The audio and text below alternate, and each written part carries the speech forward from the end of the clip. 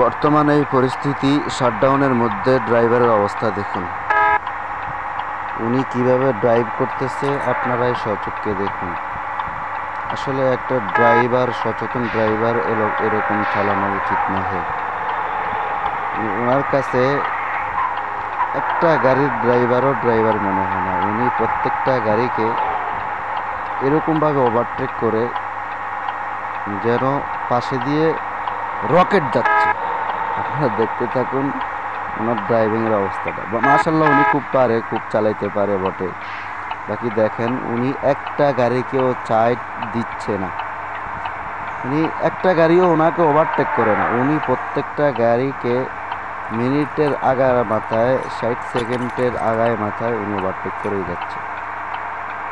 এরকম চালানো উচিত না আমাদের বাংলাদেশে, কারণ আমাদের বাংলাদেশ তো ঘনবসতি এলাকা, ঘনবসতি দেশ। আমাদের রোডের এত নিয়মকানুন নাই। বিদেশের বাড়িতে এরকম চালানো খুবই সহজ সম্ভব, কিন্তু বাংলাদেশে এরকম চালানো মোটেই সম্ভব না।